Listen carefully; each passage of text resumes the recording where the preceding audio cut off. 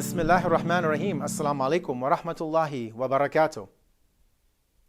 Welcome back to our series, The Soul's Path Home, Divine Wisdom on Death and Beyond, where we continue to reflect on the stages of human existence from the perspective of the Quran and the teachings of the Ahlul Bayt, may God's peace and blessings be upon them, as explained by our respected scholars.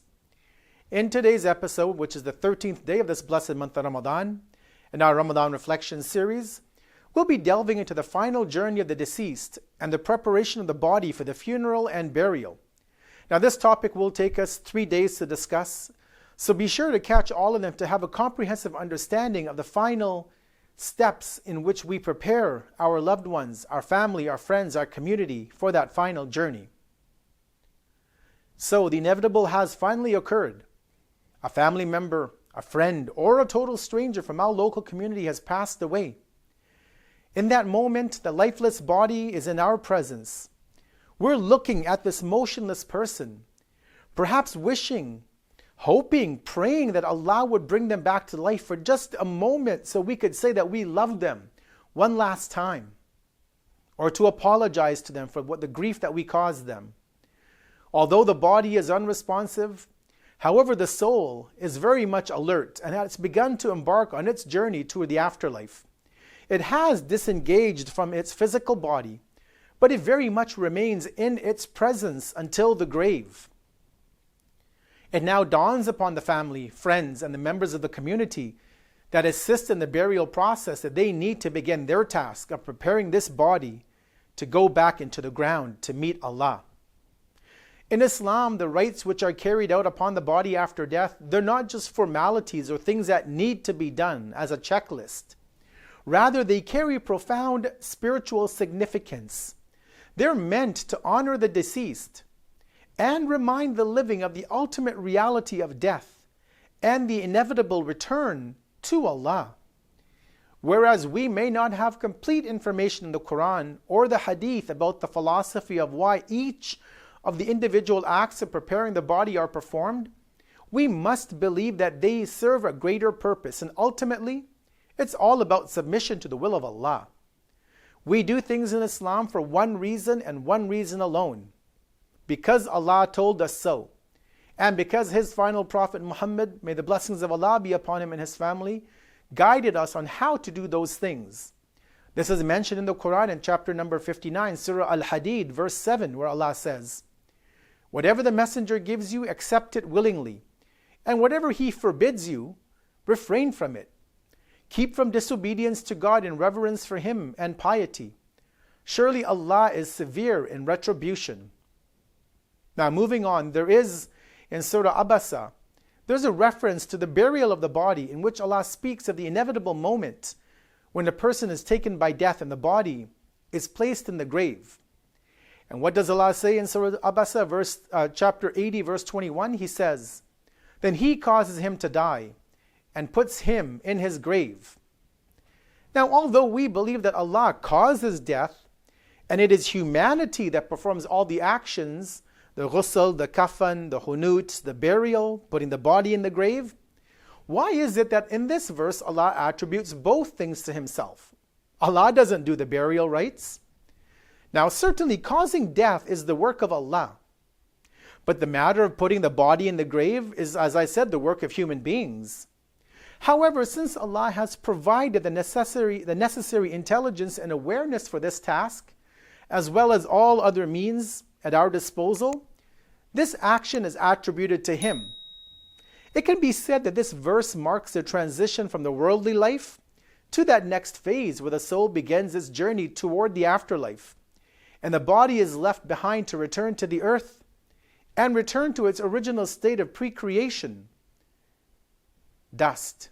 Now, if we study the history of human burial practices, we will see that they are ancient and diverse, with evidence pointing to intentional burial as one of the earliest forms of religious or cultural practices amongst the human family. Throughout history, however, different cultures have developed various methods of disposing of the dead. The first is the natural burial, what you and I do today, the Muslims. This practice involves interring the body directly into the soil without chemical preservatives or non-biodegradable containers, exactly what the Muslims follow. Then there was the Tower of Silence. The Zoroastrian funeral rituals expose the corpses to the elements and to the animals for decomposition. In addition, there are, as anthropologists tell us, the river burial. Some cultures, like Hinduism, practice releasing the bodies into rivers as a part of their funeral rites. And lastly, there is cremation. This method has been used by many cultures, including ancient Egyptians and the Hindu community as well. Now, in recent years, there's been a resurgence of interest in natural burial methods because they allow the body to decompose and return to the ecosystem without chemical preservatives or any non-biodegradable material. Again, exactly what Islam has directed and dictated from day one, and what all of Allah's prophets pushed for the community to follow. Now, as Muslims, we have a strict process that must be followed in the preparation and burial. Of course, under extreme circumstances, many of the rules of the preparation of the body are put on hold, and the body is buried in an exceptional fashion. And we saw this during our pandemic a few years ago, where many of the rules of burial had to be temporarily suspended. Now, as I previously said, in this episode, we want to reflect on the actions we perform to prepare the body before we move into the actual funeral rites in Islam, and the way that these rituals help us navigate the transition from this world to the next. So how do we physically prepare the body? And how do we mentally and spiritually prepare ourselves for that ultimate journey? Well, as we reflect on the gift of life, it's crucial to consider how we prepare for our inevitable return to Allah.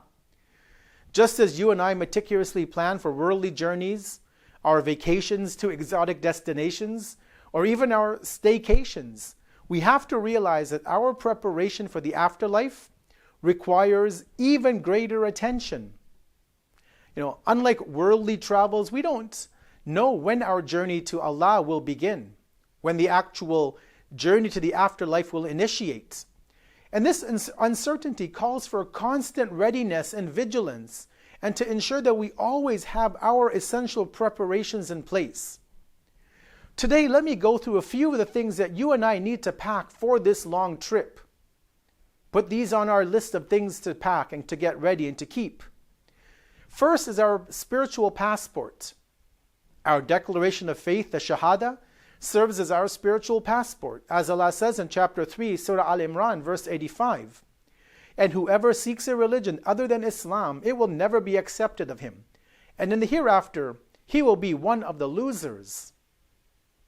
Secondly, we need to have our travel visa, which in our discussion are our righteous deeds.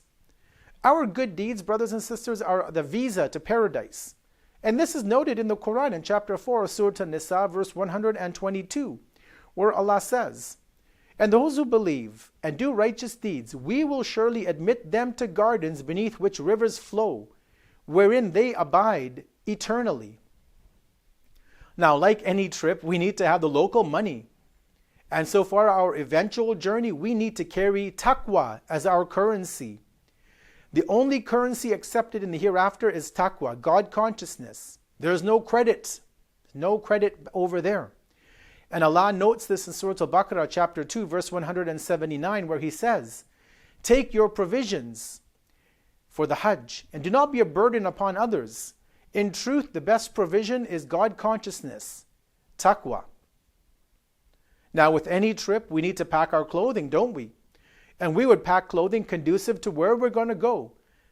And so for our final trip, we need our kafan as our travel attire. Our plain white shroud, the kafan, reminds us of our humility before Allah. However, we need to note that the hadith tell us it is actually recommended to spend as much as possible on a good quality kafan with nice material. Now, although it's going to decompose in the grave in a couple of years, however, we're told in the hadith when we are raised on the Day of Judgment, people will have a form of pride based on the quality of the cloth of their burial shroud. If we don't expect to walk into a tailor or a suit store and bargain for our clothing in this world, we shouldn't go to the shrine cities, and when we go and try to buy a kafan, we negotiate the lowest price. No, pay the full price and find the best kafan so you can be raised on the Day of Judgment in the best attire.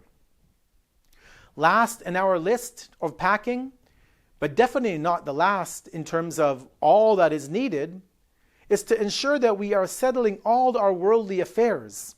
Clearing debts, resolving conflicts are crucial before it's too late.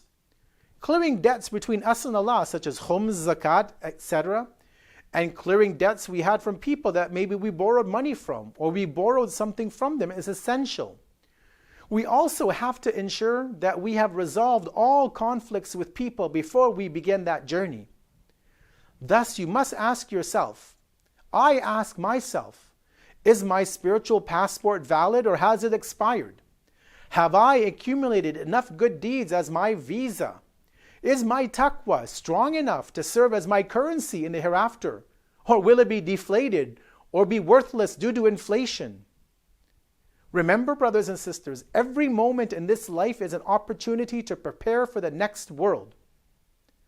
Now, moving on in this journey, just as we may go to the airport to see our loved ones off, death becomes the ultimate journey and opportunity to see our loved ones off, or our family members off, or our friends, or even total strangers.